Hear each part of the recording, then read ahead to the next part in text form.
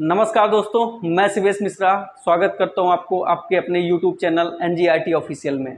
आज हम class start करें उससे पहले आपके लिए एक छोटी सी सूचना है।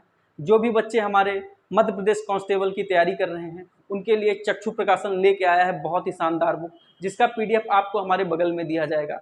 जो भी बच्चे MP पुलिस की तैयारी करने वाले हैं उनके लिए मार्केट में एक बहुत ही बेहतरीन बुक चक्षु प्रकाशन वालों ने छापा है। आप उसको अपनी तैयारी में एक बहुत बेहतरीन हथियार के तौर पर उसका इस्तेमाल कर सकते हैं। जो भी बच्चे MP पुलिस की तैयारी करना चाहते हैं, प्रयागराज में जो भी बेस्ट प्रकाशक है चक्षु प्रकाशन, आप उसके तहत जा सकते हैं, उसको आप विजिट कीजिए। जिन भी शहरों में, जो भी मध्य प्रदेश के बाहर, जो मध्य प्रदेश के आउटर में जो शहर हैं, जो बच्चे बड़े वहाँ पे अगर ये बुक नहीं पहुँच पा रही है तो आप इसके लिए फ्लिपकार्ट और अमेजॉन जैसे ई प्लेटफॉर्म का सहारा ले सकते हैं। आइए अपनी क्लास में हम फिर से लौटते हैं।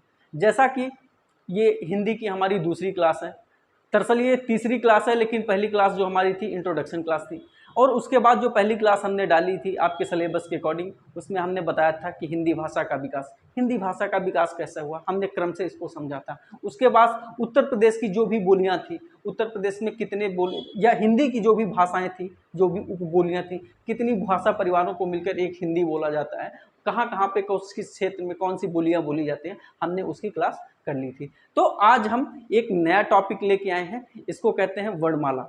दरअसल किसी भी भाषा में की शुरुआत उसकी वर्णमाला से होती है। अगर आप रोमन लैंग्वेज में जाएंगे, जिसको इंग्लिश कहा जाता है, आप वहाँ पे जाएंगे तो उसकी अपनी एक अलग वर्णमाला होगी। आप फ्रेंच में जाएंगे तो उसकी अलग वर्णमाला होगी। आप किसी भी भाषा में, जैसे उर्दू में जाएंगे, फारसी में जाएंगे तो उसकी अपनी अलग वर्णमाला होगी। इसी तरीके से हिंदी की अपनी अलग वर्णमाला है। हिंदी की शुरुआत वर्णमाला से होगी। जब पहले वर्णमाला आएगा, वर्णमाला के बाद से ही व्याकरण का निर्माण होता है। तो हम व्याकरण में जाएं उससे पहले हम वर्णमाला। भाषा मनुष्य की सार्थक व्यक्त वाणी को कहते हैं। किसी भी भाषा में हम शब्दों का जो विचार विनिमय करते हैं वो भी भाषा के माध्यम से करते हैं। किसी भी भाषा का निर्माण शब्दों से होता है। शब्दों के बिना भाषा का निर्माण नहीं हो सकता है। और ये शब्द जो होती है भाषा की आधारशिला होती है। शब्द की बनने के क्या क्या तरीके हैं, उसकी रचनाएं किस तरीके से होती हैं, इसी को क्या कहते हैं, भाषा विज्ञान में भाषा कहते हैं। जो आप वर्णमाला में आप भाषा को देखेंगे तो भाषा के 4 तत्व बताए गए हैं। पहले आती है ध्वनि, ध्वनि के बाद आता है शब्द, शब्द के बाद आता है वाक्य, वाक्य के बाद आता है अर्थ। यानी कि अगर हम कभी भी किसी भाषा को पढ़ने जाते हैं उसके 4 तत्व बताए गए हैं। हम आपको एक एक करके उस चारों तत्वों को लिखाते हैं कि भाषा के कितने तत्व होते हैं। देखिए, भाषा के तत्व, भाषा के तत्व, कभी कभी ये डायरेक्ट यहाँ से सवाल पूछ दिया जाता है कि भाषा के कितने तत्व होते हैं। तो भाषा के 4 तत्व होते हैं, जैसा कि आपको हमने बताया। पहला क्या है, ध्वनि, दूसरा शब्द, तीसरा वाक्य, चौथा अर्थ। ये भाषा के तत्व हैं। इन्हीं 4 तत्वों से मिल करके भाषा का निर्माण होता है। सबसे पहले आप देखेंगे तो ध्वनि आएगी। ध्वनि का इस्तेमाल कहाँ होता है? ध्वनि बोलने में आती है, ध्वनि सुनने में आती है, और इन्हीं ध्वनियों को हम जब लिखित रूप में ले आते हैं वो शब्द हो जाता है। ध्वनि बोलने और सुनने में उसका प्रयोग होता है, तो शब्दों का देखने में और लिखने में उनका प्रयोग होता है। जब हम शब्द निर्मित हो जाएंगे, शब्दों से ही शब्दों का समूह होगा, और उन्हीं शब्दों के समूह से एक वाक्य रचना होगी, और वाक्यों का एक अर्थ होगा। जिस भी भाषा का अगर कोई अर्थ नहीं होता है वो भाषा नहीं कहलाती। आप ध्यान दीजिए, बहुत सारी भाषाएं हैं, बहुत सारी ध्वनियाँ होती हैं, क्या एक अर्थ का प्रयोग, अर्थ प्रदान करती हैं। कई सारे जानवर होते हैं जो कि भाषा में, कई सारे जो जानवर होते हैं वो भी बोलते हैं, उनकी भी ध्वनियाँ होती हैं, लेकिन क्या वो सारी ध्वनियाँ भाषा हैं? अगर बंदर हैं आपस में, उनकी जो आवाज़ें होती हैं वो भी तो कोई ध्वनि निकालते हैं। गाय हैं, बैल हैं, जानवर हैं, कितने भी सारे जानवर कुछ ना कुछ ध्वनियाँ निकालते हैं, लेकिन जिस भी ध्वनि में अगर उसका अर्थ नहीं होगा वो भाषा नहीं कहलाएगी। भाषा की सबसे जो बेसिक, ये जो मूल उसकी प्रवृत्ति है, जो प्रकृति है, उसका मेन सा है कि उसका अर्थ होना चाहिए। सार्थक व्यक्तवाणी को भाषा कहते हैं। आइए शुरू करते हैं कि इसको भी हम भेद को देखते हैं कि भाषा के तत्व के आधार पर भाषा व्याकरणों ने भाषा की सूक्ष्मतम इकाई को लेकर के कौन कौन सी परिभाषाएं दी गई हैं। तो जैसे कि व्याकरण, व्याकरण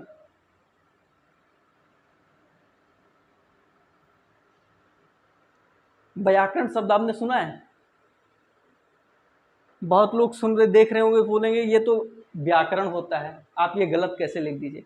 दरअसल व्याकरण के ज्ञाता को व्याकरण बोला जाता है। यहाँ से डायरेक्ट पूछ दिया जाता है, वन वर्ड सब्स्टिट्यूशन, जिसको अनेक शब्दों के लिए एक शब्द में इसका पूछ दिया जाता है कि भाषा जो कि व्याकरण के जानने वाले को क्या बोला जाता है, तो ये हो जाएगा व्याकरण। बहुत सारे व्याकरण ने ये एक परिभाषा दी गई है कि इसकी सूक्ष्मतम इकाई को लेकर के इन्होंने एक परिभाषा गठित की है कि इसकी परिभाषा क्या दिया गया है लोगों ने कि उच्चारण की दृष्टि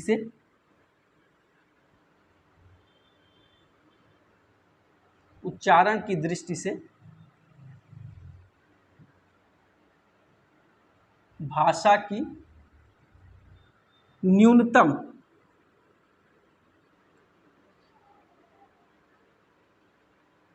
इकाई क्या है।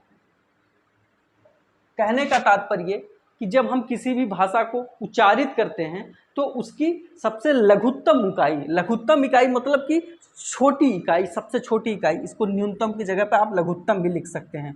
लघुत्तम इकाई क्या है? उच्चारण की दृष्टि से भाषा की न्यूनतम इकाई बोला गया है, शब्द को बोला गया है। बिल्कुल कंफ्यूज मत होइएगा, बहुत ही प्यारा सवाल है ये किसी भी आयोग का। जब वर्णमाला पढ़ेंगे तो वहां से डायरेक्ट सवाल पूछा जाता है कि उच्चारण की दृष्टि से भाषा की न्यूनतम इकाई क्या है, आपको शब्द लगाना है। अब आइए दूसरा हम सवाल ले लेते हैं, ये एक दूसरा सवाल ये हम फिर से लेते हैं कि सार्थकता की दृष्टि से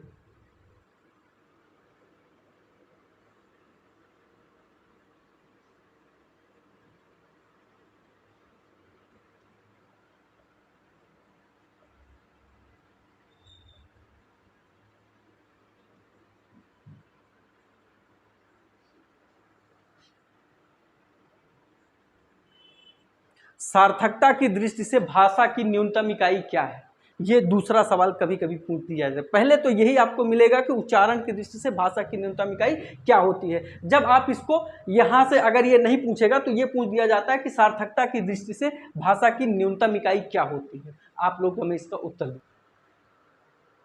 सार्थकता की दृष्टि से भाषा की न्यूनतम इकाई शब्द है।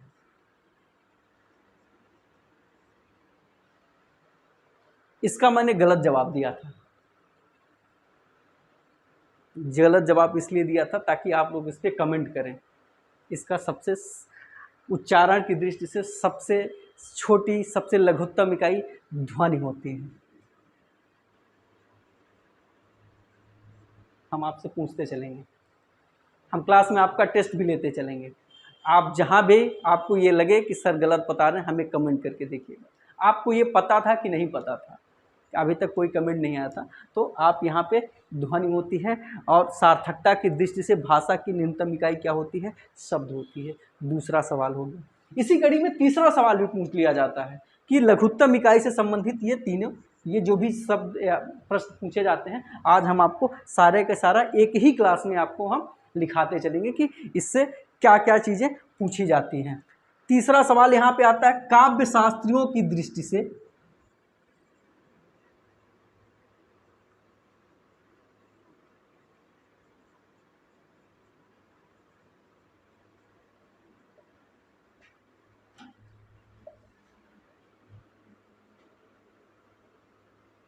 भाषा की लघुत्तम इकाई क्या है? जो काव्य शास्त्रियों ने भाषा की लघुत्तम इकाई से संबंधित जो परिभाषा बताई है, उसके अनुसार उन्होंने पद को बताया है। इस पद को उन्होंने बताया है कि ये भाषा की दृष्टि से लघुत्तम इकाई है। आप इसका एक ये बहुत इंपॉर्टेंट है, सारे के सारे एक इंपॉर्टेंट क्वेश्चन है। ये तो खास करके सबसे ज़्यादा ये क्वेश्चन पूछा जाता है।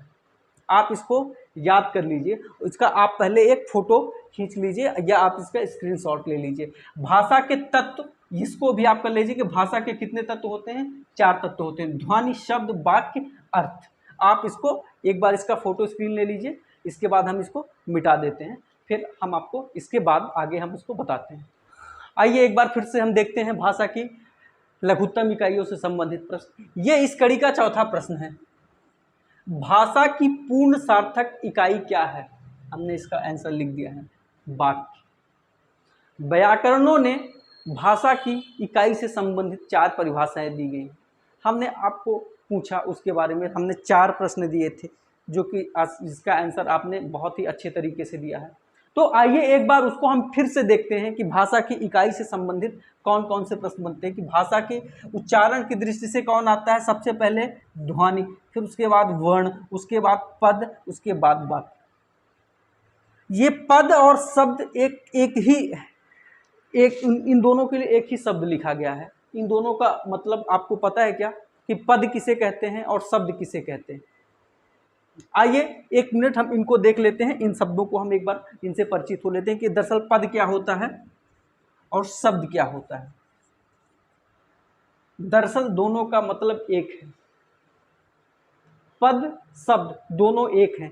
जब किसी भी वर्ड का प्रयोग किसी वाक्य में होता है, किसी सेंटेंस में किसी वर्ड का यूज होता है, किसी भी शब्द का प्रयोग जब उसके वाक्य में होता है, तब उसको पद कहा जाता है। जब कोई शब्द स्वतंत्र रूप से आता है तो वो शब्द कहलाता है, पद नहीं कहलाता है। तो इसमें मेन डिफरेंस है, उसके प्रयोग के आधार पर इसका हम निर्धारण करते हैं कि कौन सा शब्द है और कौन सा पद होता है। जब किसी लाइन में, जैसे कि राम स्कूल जाता है, तो यहाँ पे जो राम आया है ये एक पद है, लेकिन राम अगर एक शब्द अगर इसको हम कहेंगे तो राम क्या हो जाएगा? शब्द कहेंगे। लेकिन जब किसी शब्द में किसी वाक्य में उसका प्रयोग होता है तो उसको पद बोला जाता है। ये छोटी सी जानकारी थी, बहुत लोगों को ये नहीं कंफ्यूज होता था।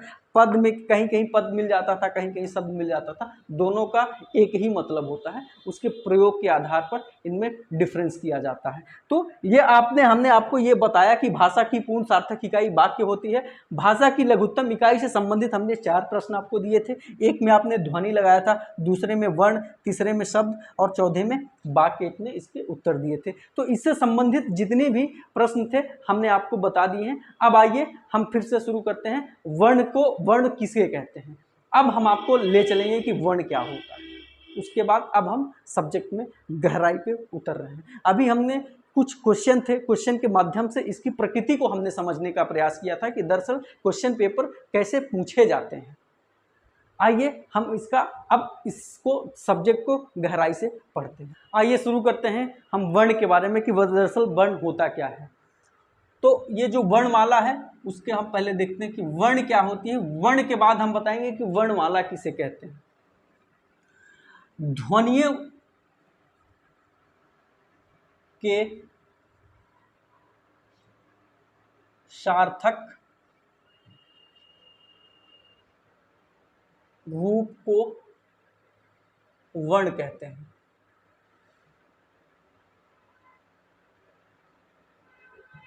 ध्वनियों के सार्थक रूप को वर्ण कहते हैं। ये जो ध्वनि है देखने और सुनने में आती है, लेकिन वर्ण लिखने में और पढ़ने में आते हैं। हम जो ध्वनियाँ होती हैं उसको हम सुन सकते हैं या बोल सकते हैं। हम जब किसी को कहते हैं तो उससे हमारी एक साउंड निकलता है, एक ध्वनि निकलता है। लेकिन जब उसको हम देखते हैं, जब उसको लिखते हैं, जिसको हम पढ़ते हैं, वो उसका लिखित रूप है।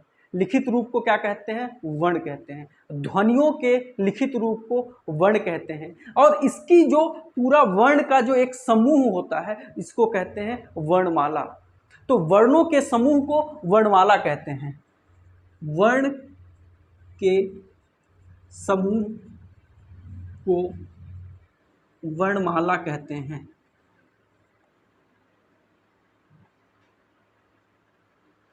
दरअसल वर्णमाला कितने शब्दों को मिलाकर, कितने वर्णों को मिलकर के बनता है? तो इसकी संख्या 52 दी गई है।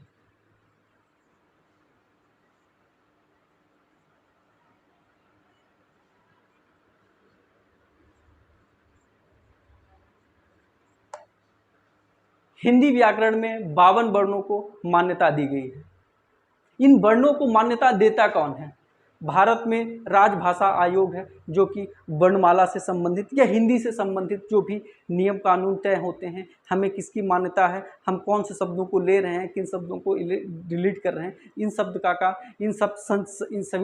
सभी का कार्य राजभाषा आयोग करता है। राजभाषा आयोग के आधार पर 52 वर्ण को मान्यता दी गई कि हिंदी भाषा में जो वर्णमाला में 52 वर्ण को मान्यता दी गई है। आइए देखते हैं कि वर्ण का स्वरूप कैसा होता है। हमने अभी वर्ण को पढ़ा, वर्ण से हमने देखा वर्णमाला क्या होती है। अब देखते हैं कि वर्ण का स्वरूप क्या होता है। वर्ण का स्वरूप क्या होता है? दरअसल वर्ण एक ऐसा खंड होता है जिसका उससे कम और उसको कम खंडों में नहीं बांटा जा सकता है। कहने का तात्पर्य है कि वर्ण की सूक्ष्मतम, किसी भी शब्द की सूक्ष्मतम इकाई जो होती है वर्ण होती है। इसको और भी छोटे शब्दों में नहीं बांटा जा सकता है, जो अखंडनीय होते हैं, जिसका खंडन नहीं हो सकता है। वर्ण उस मूल ध्वनि को कहते हैं जिसका खंडन नहीं हो सकता है।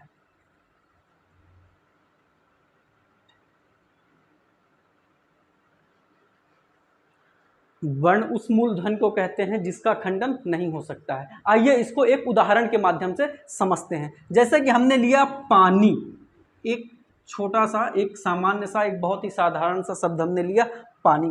ये कितने शब्दों से मिलकर के बना है? इसमें 2 शब्द आते हैं, एक है पा, एक है ना, नी।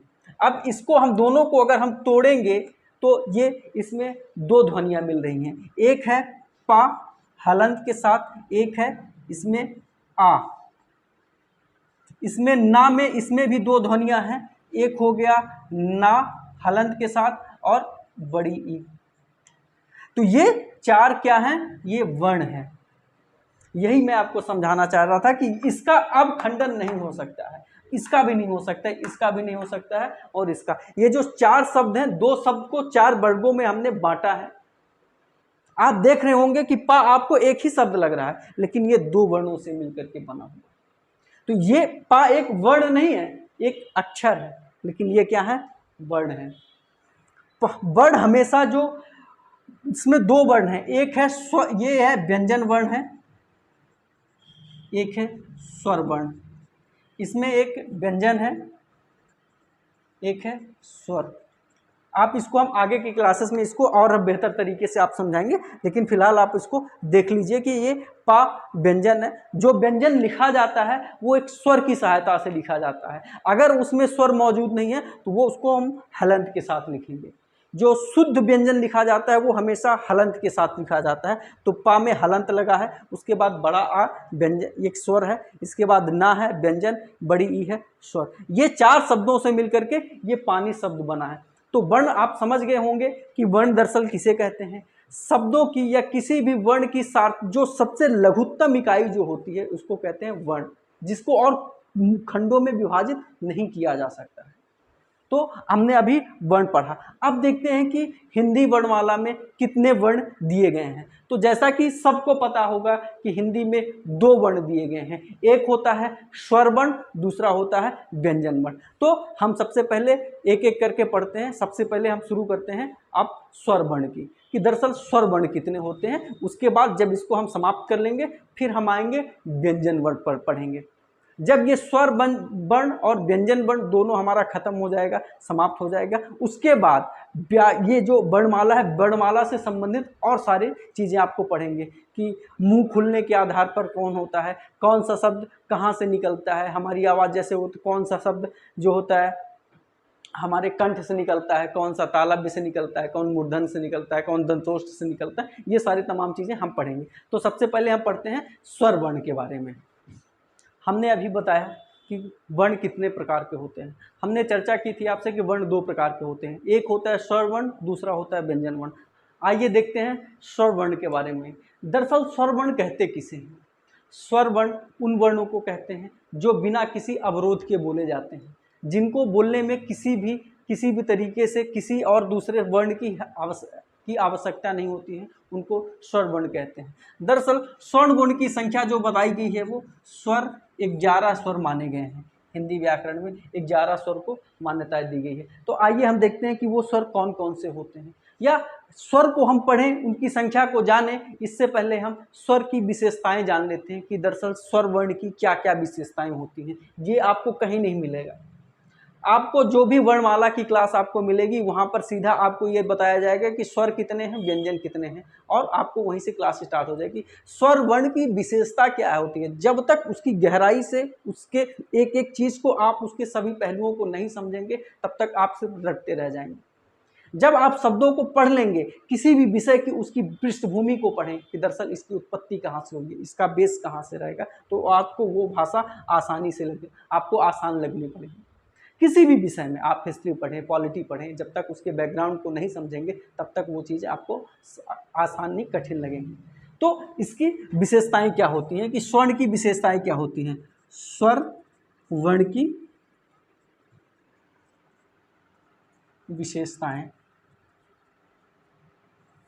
आइए स्वर वर्ण की विशेषताओं के बारे में हम बातचीत करते हैं कि स्वर की कितनी विशेषताएं होती हैं। हमने स्वर के बारे में पढ़ा कि इसकी 4 विशेषताएं मानी जाती हैं। ये कौन कौन सी इसकी विशेषताएं हैं, हम इनको देखते हैं। ये आक्षरिक होते हैं।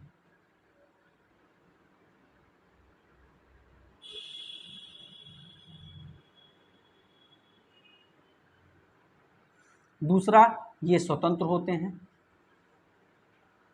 स्वतंत्र से संबंधित मतलब इनको बोलने में किसी और वर्ण की आवश्यकता नहीं होती है।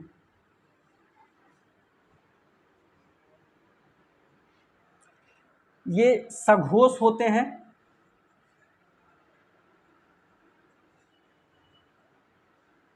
ये अघोष और सघोष से बहुत प्रश्न पूछे जाते हैं। हम आपको ये आगे की कक्षाओं में इसको बताएंगे। आज ही की क्लास में हम आपको ये बताएंगे कि सघोष वर्ण क्या होते हैं और अघोष वर्ण क्या होते हैं। इसके अलावा इसमें ये होता है कि सभी स्वर्ण जो होते हैं अल्प प्राण होते हैं।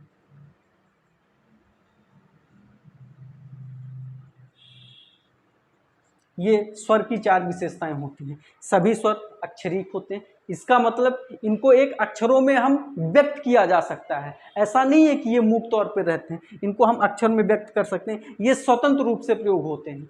तीसरा, ये सघोष होते हैं। चौथा, ये अल्पप्राण होते हैं। ये स्वर की 4 विशेषताएं होती हैं। इसके बाद आइए हम स्वर को बारे में जानते हैं कि स्वर दरअसल कितने स्वर होते हैं। उन स्वरों का फिर वर्गीकरण करके हम देखेंगे कि कौन सा हर्ष स्वर है, कौन सा दीर्घ को स्वर है, किसको प्लुत स्वर बोला जाता है। इसका वर्गीकरण हम बाद में देखेंगे। पहले आइए हम देखते हैं कि स्वर कितने होते हैं। ये हमने आपको बताया कि स्वर 11 स्वर होते हैं। उसके बाद उसकी हमने आपको विशेषता बता दी कि ये आक्षरिक होते हैं, ये सघोष होते हैं, ये अल्पप्राण होते हैं, ये बिना किसी की सहायता के बोले जाते हैं। तो आइए देखते हैं कि 11 स्वर कौन कौन से होते हैं। सबसे पहले आ,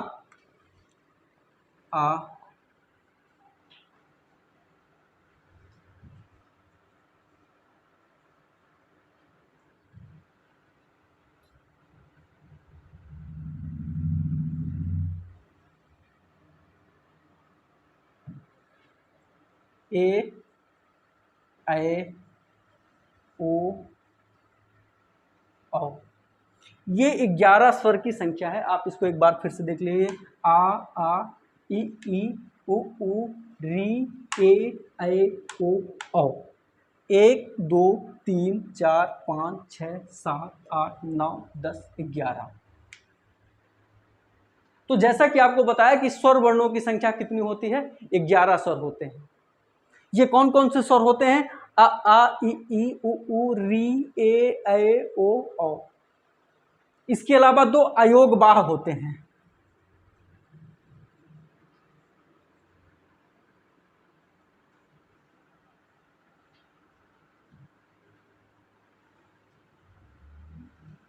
एक होता है अनुस्वार होता है, एक होता है विसर्ग। अनुस्वार बोला जाता है अंग, आहा। ये विसर्ग हो। ये अयोग बाह क्या होते हैं, अयोग बाह इसलिए इनको बोला जाता है, ये ना तो स्वर में आते हैं ना ही व्यंजन में आते हैं, इसलिए इनको अयोग बाह बोला जाता है।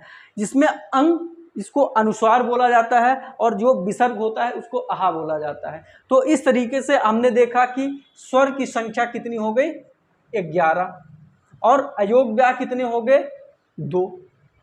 तो हालांकि जब आप पढ़ते हैं तो आपको अ आ इ ई उ ओ ए ऐ ओ औ अंग आहा ये भी बताया जाता है, लेकिन अंग आहा जो होते हैं वो स्वर वर्णों में नहीं आते, उनकी गिनती ना तो स्वर में आते हैं ना ही व्यंजन में आते, इसलिए उनको अयोग्य में उनकी गिनती की जाती है। कभी कभी ये स्वर में भी वो आ जाते हैं, कभी कभी ये व्यंजन में आ जाते हैं। इनके प्रयोग के आधार पर ये दोनों के बीच में अपना अपनी कुश्ती खेलते रहते हैं, तो इसलिए उनको अयोग्य बोला जाता है। अब आइए इनको हम स्वर से संबंधित जितने भी प्रश्न बनते हैं उनको एक एक करके जल्दी से इसको हम देख लेते हैं। तो जैसे कि हमने आपको बताया कि स्वर वर्णों के बारे में हम आपको बता रहे थे कि स्वर वर्ण क्या होते हैं, हमने इसके 11 संख्याओं को आपको बता दिया। अब इसके प्रकार के बारे में बात करते हैं कि स्वर के कितने प्रकार होते हैं। तो जैसा कि आपने देखा होगा कि स्वर 3 प्रकार के होते हैं। स्वर से संबंधित जो प्रश्न पूछे जाते हैं तो ये होते हैं ह्रस्व स्वर,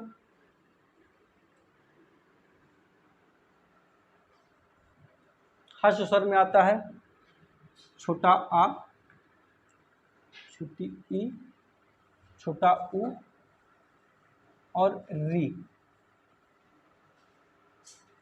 ये ह्रस्व स्वर में आते हैं।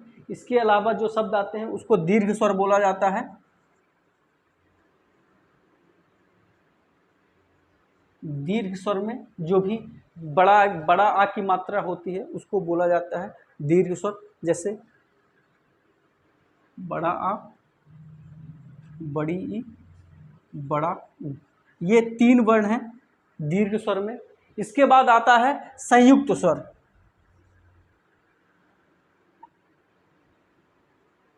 संयुक्त स्वर, इनकी संख्या 4 मानी गई है।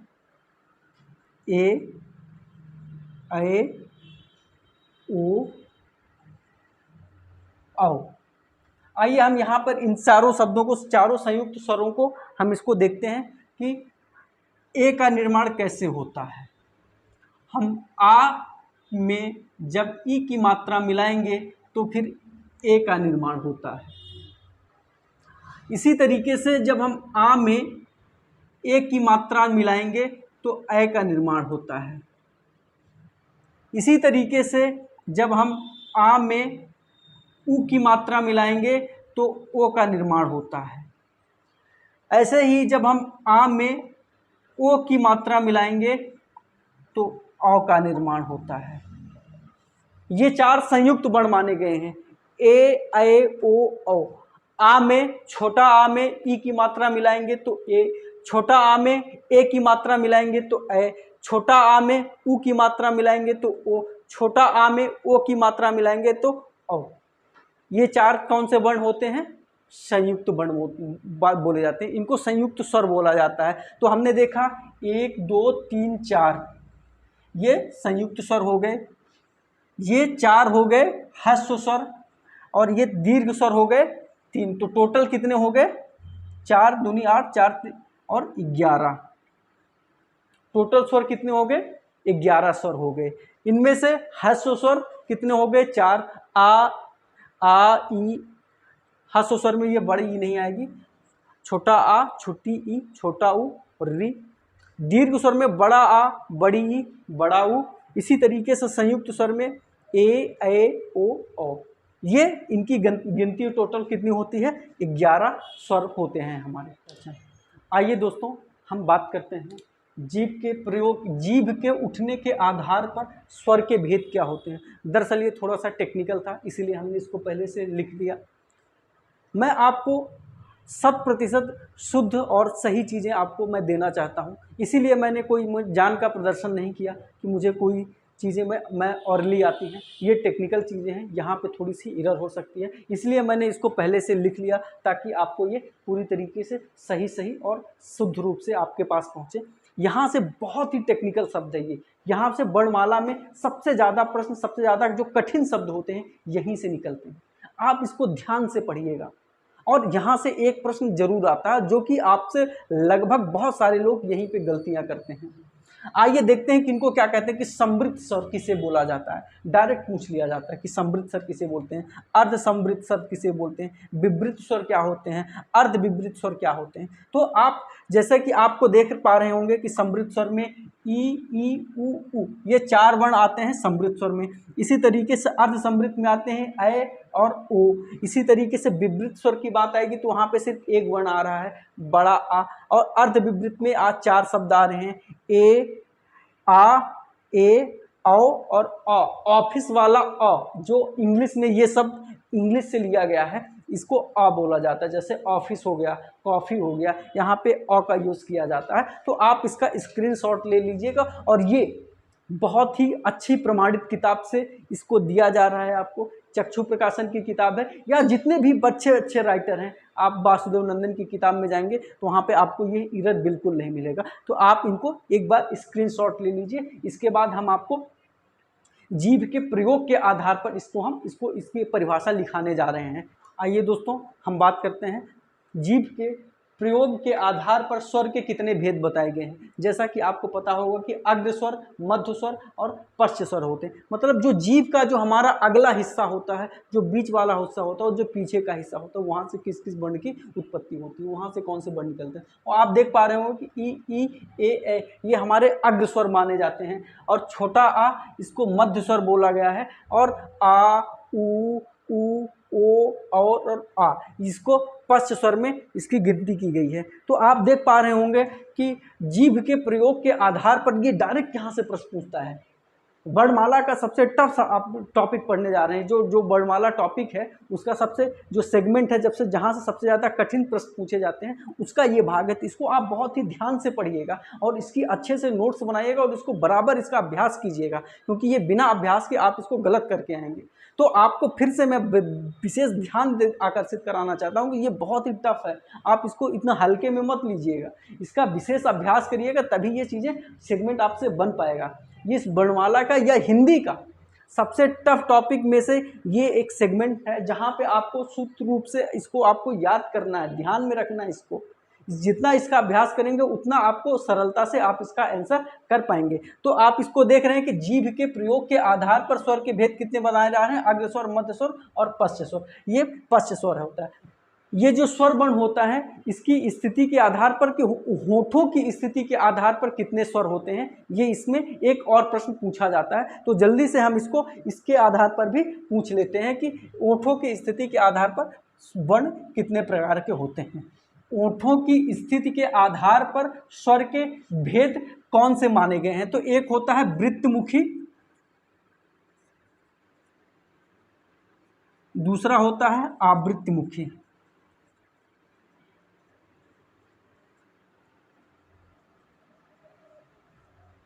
अब ये वृत्तमुखी क्या है, आवृत्तिमुखी क्या है। जब हम होठ को किसी भी वर्ण को उच्चारण करते हैं तो जो हमारा ओठों में गोलाई आ जाती है उसको वृत्तमुखी बोला जाता है। और जब हम किसी शब्द का उच्चारण करते हैं तो उसमें जब हमारा आवृत्तमुखी, मतलब कि उसको हमारे ओठों में गोलाई नहीं आती, उसको आवृत्तमुखी बोले। जैसे आ ये क्या है, आपका आवृत्तमुखी होती है। जैसे ऊ, यहाँ पे क्या हो रहा है कि हमारा ओठ जो होता है गोला आकार की तरफ आ जाता है। तो होठ के प्रयोग के आधार पर इसमें दो शब्दों में बांटा गया है, वृत्तमुखी और आवृत्तमुखी। अब देखते हैं कि वृत्तमुखी में क्या क्या चीज़ें आती हैं और कौन कौन सी आवृत्तमुखी में आती हैं। तो आप जैसा देख पा रहे होंगे कि ऊ, ओ और आ, ये आपका वृत्तमुखी में आ रहा है। अब इसके अलावा जो भी शब्द बच जा रहे हैं ये सारे के सारे क्या आएंगे, आवृत्तमुखी में। कि जैसे कि छोटा आ, बड़ा आ, ये आवृत्तमुखी है, इसमें वृत्त की तरफ नहीं हो रहा है। छोटी ई, बड़ी ई, ये जो चार शब्द हैं ये आवृत्तमुखी हैं। इसके अलावा ए और री, ये जो वर्ण हैं ये आवृत्तमुखी वर्ण होते हैं। तो हमने आपको कितने बताए, जीभ के प्रयोग के आधार पर हमने वर्णों को बांटा, इसके आधार पर होठों की स्थिति के आधार पर हमने इस वर्णों को बांट दिया है। अब ये हमारा यहाँ पे ये पूरा जो वर्ण का ये स्थिति के आधार पर पूछे जाते हैं ये लगभग पूरा समाप्त हुआ है। इसमें 2-4 क्वेश्चन हैं, हिंदी के व्याकरण रहे हैं,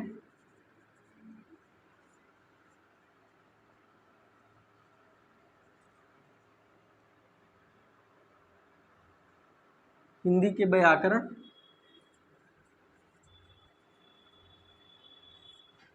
पंडित कामता प्रसाद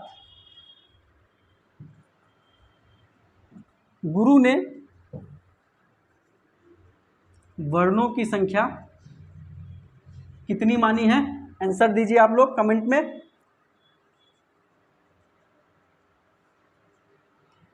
पंडित कामता प्रसाद गुरु ने कितने वर्णों की संख्या को माना है? 11 वर्ण उन्होंने माना है।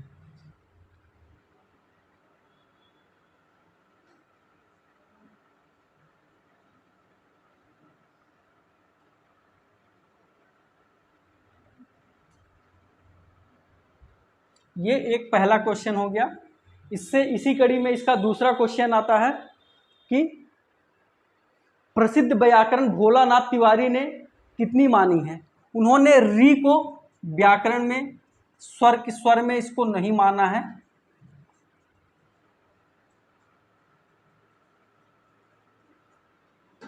भोलानाथ तिवारी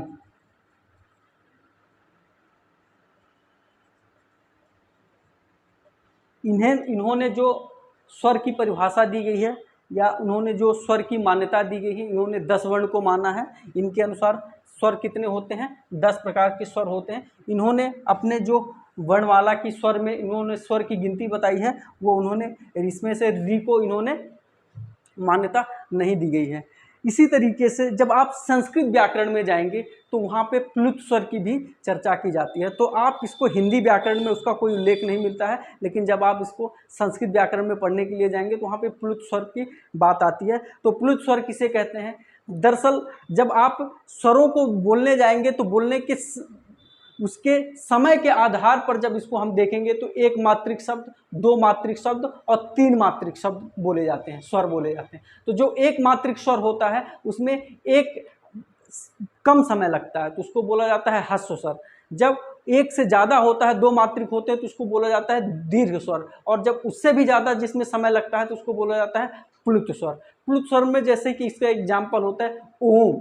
जब इसका आप उच्चारण करते हैं तो ओम, तो जिसमें ओम की मात्रा होती है तो वो 3 बार मान लीजिए, इसको 3 वार्णिक शब्द माना गया है। तो इस तरीके से आज हमारी स्वर की जो कक्षा थी वो समाप्त होती है। अब अगली वीडियो में हम आपको लेके आएंगे व्यंजन वर्ड के बारे में, आपको हम लेके आएंगे। तो आज के लिए इतना ही, बाय बाय।